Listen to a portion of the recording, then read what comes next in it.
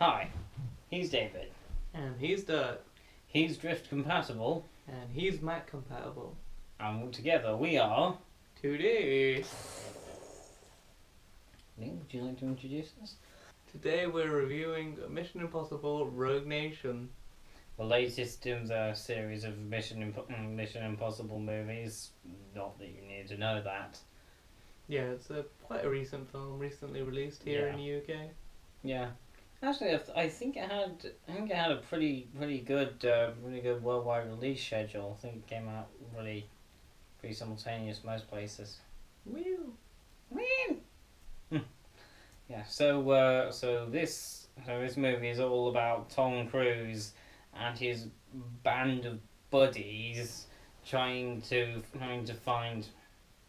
Did you just Buddies, me.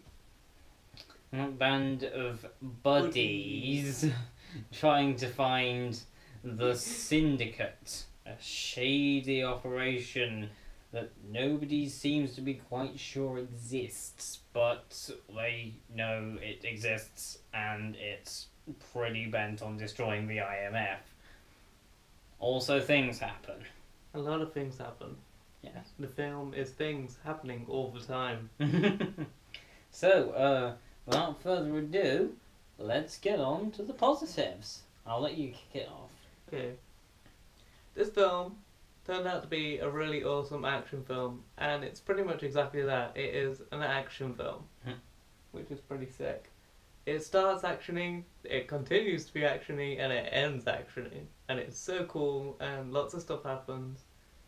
It's great. Could you be any more specific, please?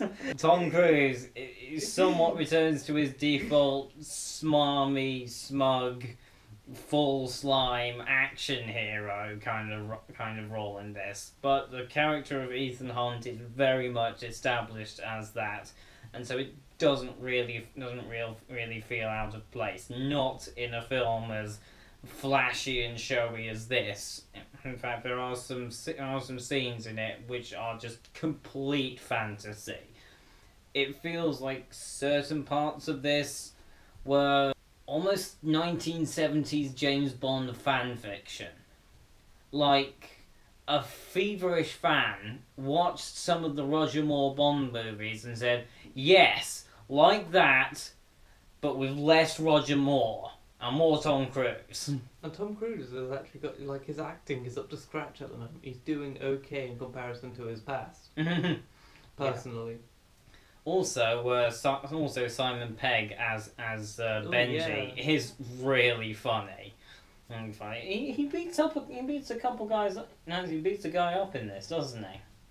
Yes. Yeah, he beats a heavy up.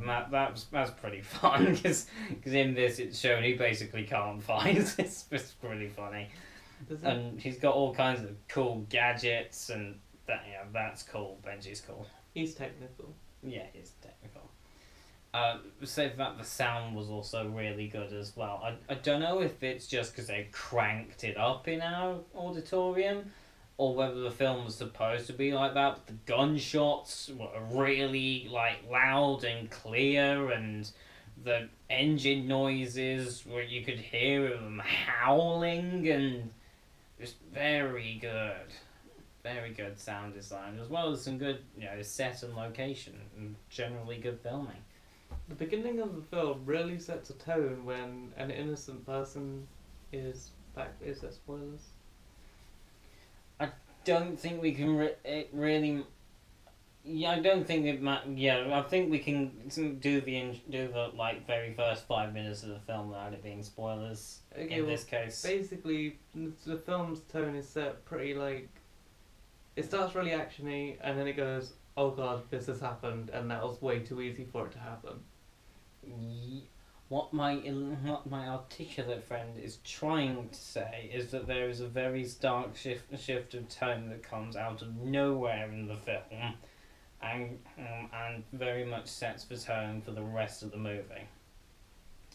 With that, and without further ado, unless there's anything else in the positives you want to talk about, there are some pretty awesome bike and fight scenes in this film. of course, there are some absolutely fantastic fight scenes. One particular fight scene at the end that isn't the fight you expect to happens and is really good. So with that, should we go on to the negatives? There was one particular scene that sort of let this one down. The rest of the film, for the most part, was well shot, as it has some lovely panning cameras, lovely fixed camera angles and swoops where it was appropriate.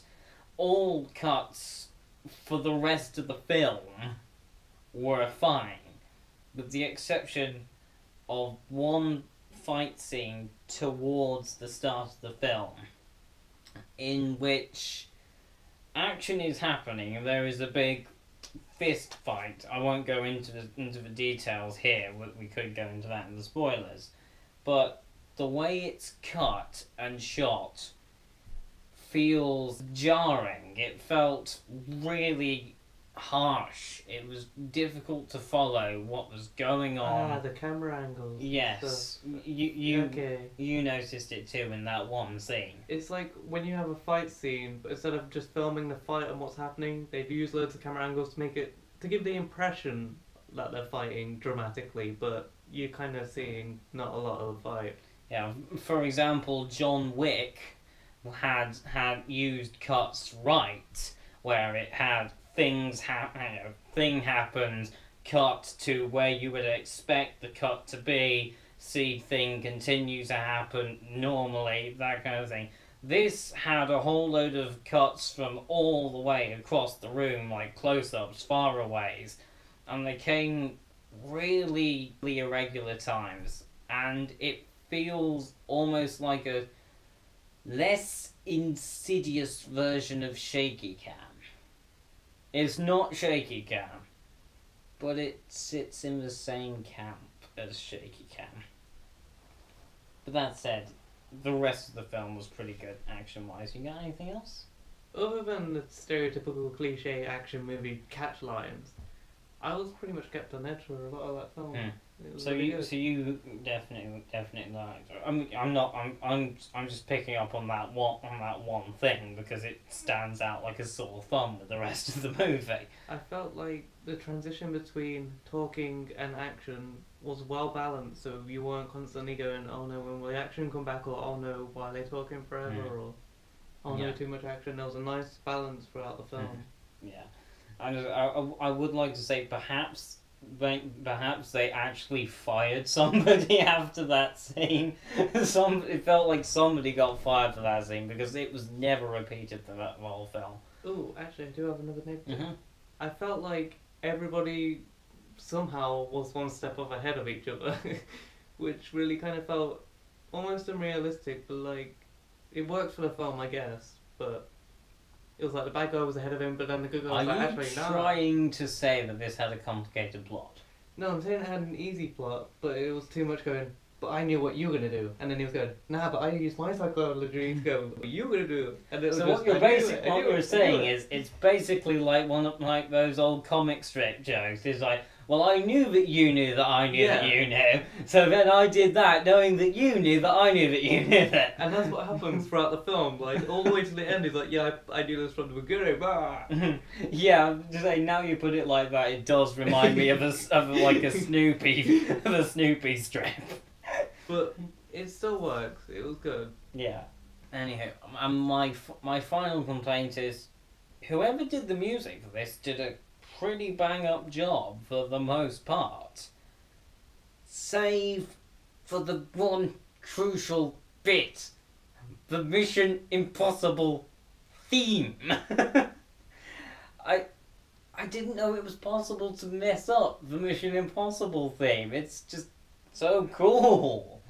But it didn't sound right. It was big orchestra kind of feeling it, but it didn't feel big enough to me. It felt like there were like 2 or 3 instruments that were pushed way to the front of the mix and everything else was right at the back.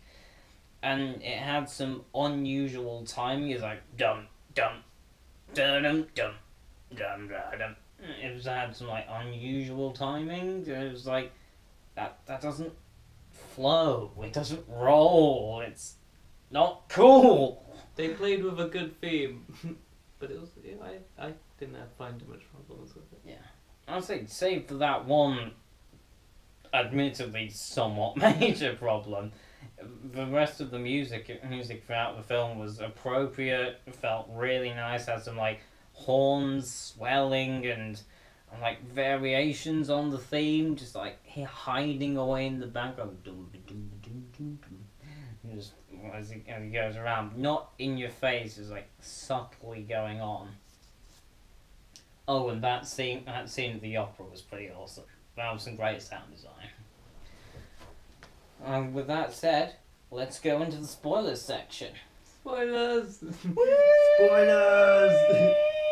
You've been warned. So, Liam, you got anything to start off the spoilers? Okay, at the beginning of the film, Tom Cruise is holding on to a jet plane, literally flying. Not a jet plane. It's a turboprop.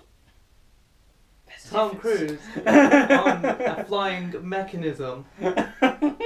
And somehow holding on and stuff, and I mean, obviously he's got like some safety stuff on. He's probably like tied down or whatever, but it's really well filmed. Yeah, I'm pretty sure they actually shot that scene for real, with real Tom Cruise really hanging on the back of a real plane.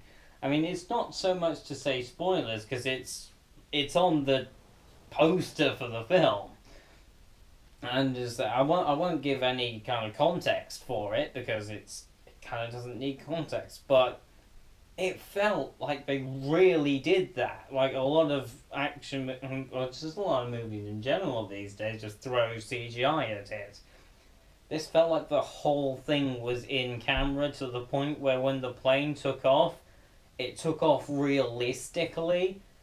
And I felt my bowels moving because I hate flying.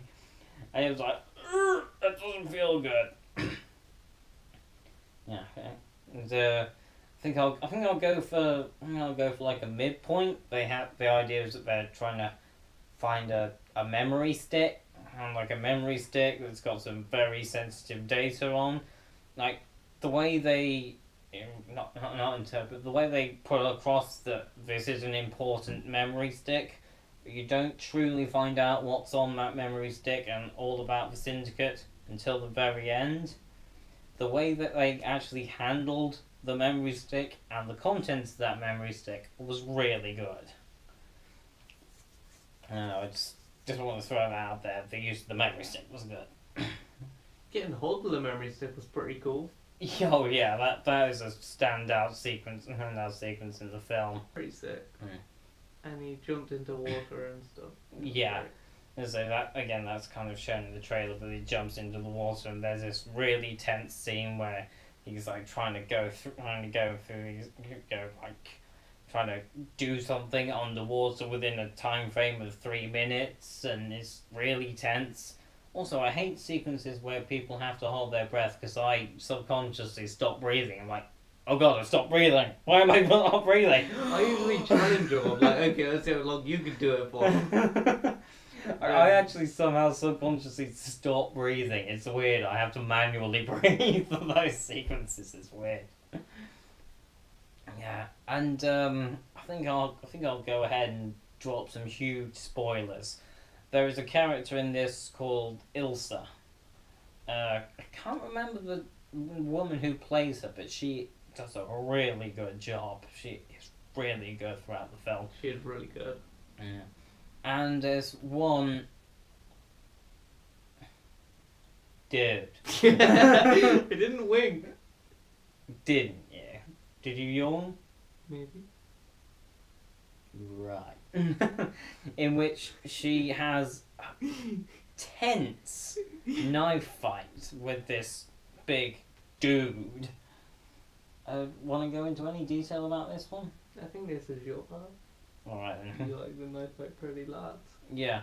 The knife fight was the standout part of the film for me. There were some fantastic bits the rest of the film. But the knife fight was the best bit for me. It really was. It's just this one tense, perfectly shot fight scene between the two characters, and the bit like there's like this where where Ilsa gets hurt, and then she manages to stab the other guy, and it all ends with her like jumping on him, swinging round the back of him, and jamming a knife in his skull.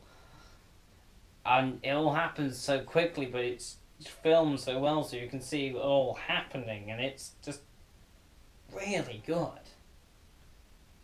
Like a really good moment. And the baddie's pretty cool. But that's kind of, yeah, that's fine. Baddies are always kind of cool, I think. Yeah. And so I think that brings us to... Wait, I have more. Sorry, you have more? Yeah. At the end of the film, this is pretty much a big spoiler too. Well, Tom Cruise captures the bad guy in a glass box. And it is beautiful. That was a beautiful scene. And then he tips the box over just for banter. For banter. And so I think that concludes. Anything else? Kept me on the edge of the seat throughout the whole film. I didn't feel sleepy at one point. It was just, oh god, this is happening. Oh, cool. Yeah, we were there really late. It was yeah. the morning when we came out.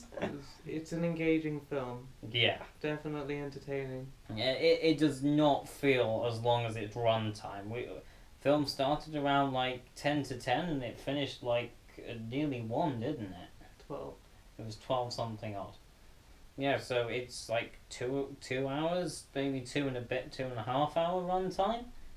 That just didn't feel like it. Flew by. Really good, like fantasy action movie.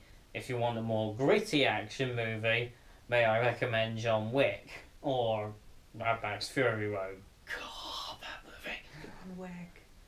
As a John Wick is also fantastic. But if you want a complete, total fantasy action movie, Mission Impossible Rogue Nation. In conclusion, in conclusion, Mission Impossible Rogue Nation. I give it 1. I give it 1. So that gives it a grand score of 2. So go see it. Yes. Good. It We is recommend. 2D We approved. recommend. We recommend. 2D approved. Thanks for watching and stuff. And have a nice night.